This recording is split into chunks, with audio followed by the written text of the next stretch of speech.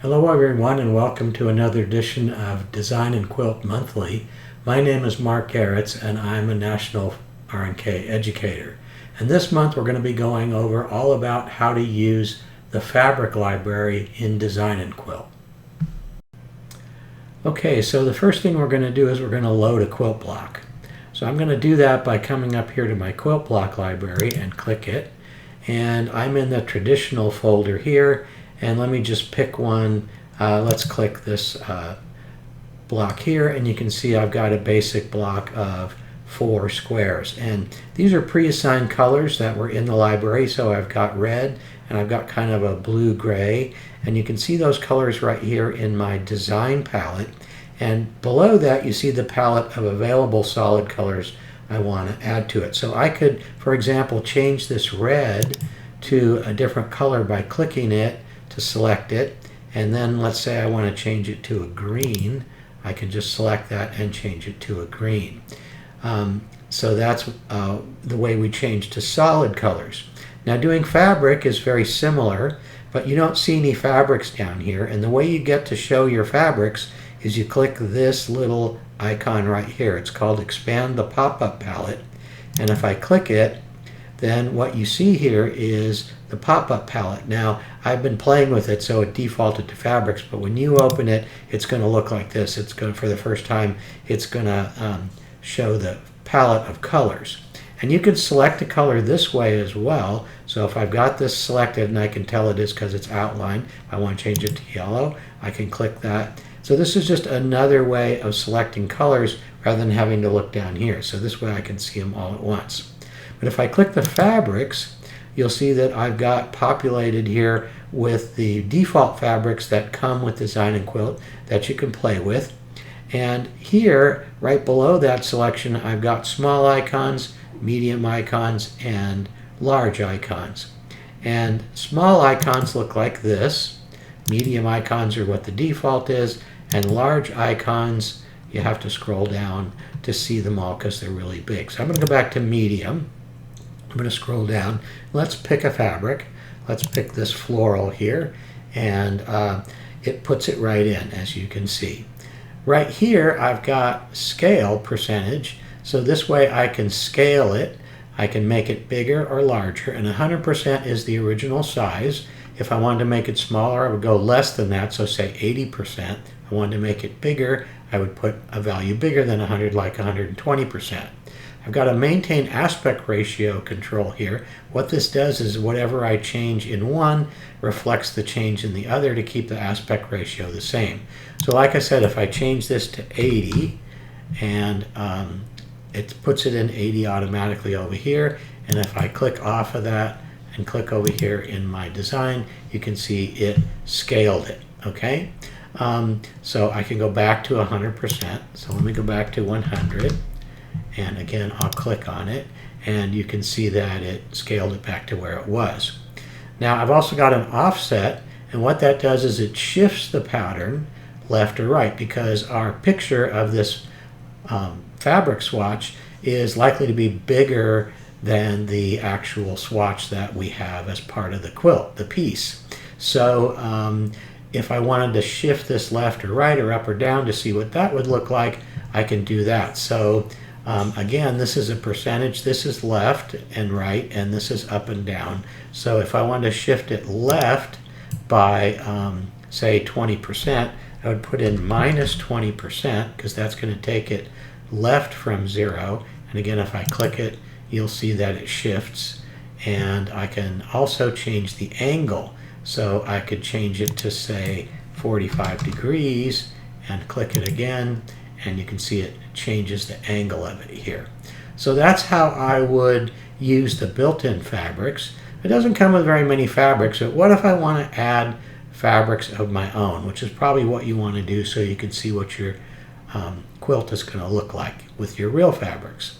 So first thing you need is you need a picture of your fabric. Now there's a couple ways you can do that. You can take a picture with your camera. You can scan it with a flatbed scanner, and you probably have one on the printer, your inkjet printer. A lot of them have them these days. So I put the fabric down in there, and then I scan it. it's helpful to put a ruler in the image, whichever you do, so that you get a sense of the size, and you'll see how that works here in a second. And then once you have a scan and you've saved that picture in any standard picture format like JPEG or bitmap or PNG, then you can bring it in. So let's go ahead and do that. But before I do that, the other way you can get a picture in here is to download fabric swatches off the internet. And that's what I've done for this example. So let me click the Add button, and this lets you go to any folder on your PC. And I've downloaded some fabrics, and they were called Dog Park. That's the collection. And here's my collection of fabrics here, and I can scroll through them and see them. And so, for example, if I want this blue one here, I can open it, and it will add it here to my palette. So you can see now I've got that one. So if I click it, I will get that pattern in here. All right, so that's how that works. All right, now what are our controls that we have when we bring in a fabric swatch? So let me actually get rid of this one. I'm gonna, with it selected, I'm gonna click remove. So it's actually gonna take it out of my fabric library. It checks to make sure I really want to do that. And here's another one that I brought in from that collection earlier, different colorway of that same picture of the dogs. But let's go ahead and add in another one. And I'm going to reset my offset back to 0 here. And I'm going to set my angle back to 0. Okay. And I am going to click Add. All right. And that's still in here for some reason. Let me delete it again. Oh no, it's just, that's because it's just in the folder. Never mind. I didn't delete it in the folder. I deleted it from the fabric library, which is different. Okay, so this is the folder I got it downloaded to. Here's another subfolder under this folder called Ruler. And this manufacturer of the fabric has done us a favor and put a ruler, you can see it small down here in the bottom, along with the fabric so we know what size it really is. That's why I suggest that you do that with your fabric that you scan or take a picture of. So I'm going to select it and click Open, and that's going to bring it in. And let's go ahead and click it and click Edit. Okay, that's going to bring up a bigger picture of it, and we can see here that the actual size of this swatch is 7 inches across. All right, but you can see here that the length that's listed right here is 9.772. And that's just because of the way images happen on the internet. They're not always exact size, but we want it to be exact size for our quilt. So what we want to do is set the width of this to 7 inches. So I can do that by changing the requested length here to 7, and when I do that, it's automatically going to change the width and the height to 7. If I want to change it non-proportionally, so I want 7 by 9, for example, I could do that here, but I'm just going to go ahead and do 7 here. All right, and I'm going to change the DPI. Now 72 DPI is pretty much a standard. The standard for the blocks that are already in here, or the swatches that are already in here, are 96 DPI. You don't want to go much above that because even though it might look sharper, it's going to take a lot longer for the program to process those swatches. So we could go ahead and leave it at 72, but I'm going to change it to 96. So I'm going to make sure I change both vertical and the horizontal, and you can see it changed it automatically for me when I just clicked in it because keep aspect ratio has changed. All right, and now if I click apply, it will be 7 inches across. Okay, so now it's 7 inches, and you notice that the ruler's still in here, and I really don't want that ruler in here. So I have the ability to crop this image by moving these sliders here. So I've got this slider right here, I got a couple more over here, one over here. So by using any combination of these, I can crop this picture to the size I want. So I'm just going to crop the ruler out by moving this up to get rid of the ruler. So I get it right there. Okay, and I'm going to go ahead and click apply. And then what I'm going to do to make sure this is still 7 inches across, I'm going to make sure my width is 7 inches, make sure my height is 7 inches, click apply again, and now I've got a 7 by 7 square. All right, so I'm going to go ahead and click OK, and that's going to bring that in. And now if I say click this block down here and I click this, I'm going to get my fabric in here. And you can see that the way this is it's been tiled here. You can see it's been tiled right here because of the way it put it in. So in order to change that, what I'm going to do is change my offset. So I want to shift this fabric this way and this way. And what I'm going to do is offset it maybe, I don't know, let's say 20%. Nope, I don't want to go that way. I want to go the other way. I want to go 20% to the right, and I want to go down, let's say 30%. Okay, and click in here, and there we go. Okay, so now I've got no tiling in this picture here. Now, depending upon how big your piece is in the block, it may have to tile it or not. But again, you have to understand this is just a quick representation of what the fabric is going to look like in general, not exactly.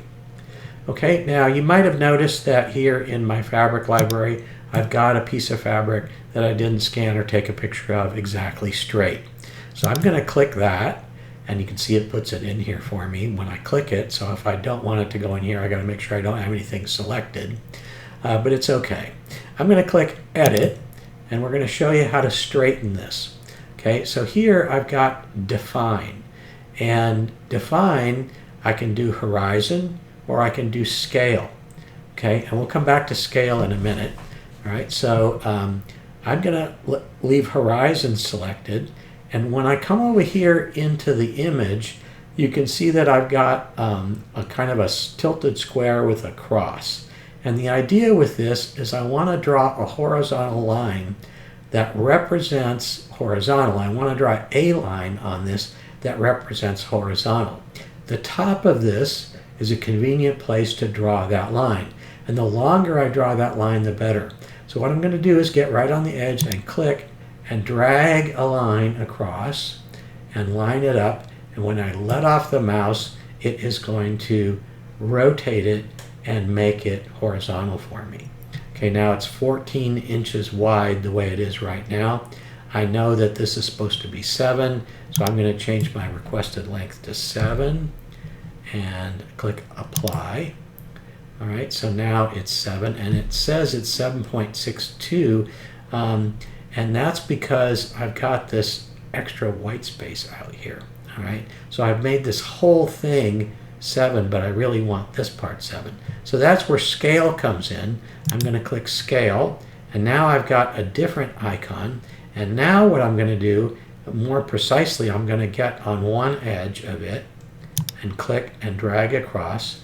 And I want this line to be as horizontal as possible. And when I get to the other edge, I'm going to let off, and it's going to make it be 6.432. I'm going to put in 7 and press enter, and I'm going to do that scale again. I should have changed that number first. Okay.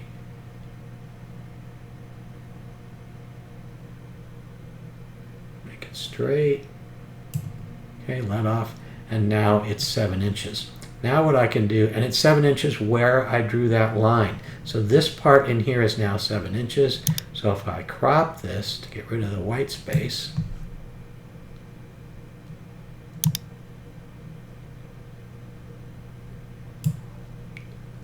just by moving these pointers, and finally this one, whoops, wrong one, this one, like that. Okay, now I'm going to redo my requested length, put in enter, click apply, and now I've got 7 by 7. So I click OK, and now if I reapply this fabric to it, where'd it go? Come back. Oh, it's this one here. Okay, so there, now I've got it straight and I've got it the right size. Okay, so that is the fabric library and how to use the various controls in it. It's very, very powerful, and it's kind of fun to play with. So that completes our lesson for this month. So I want to thank you for watching and invite you to come back next month for another edition of Design and Quilt Monthly.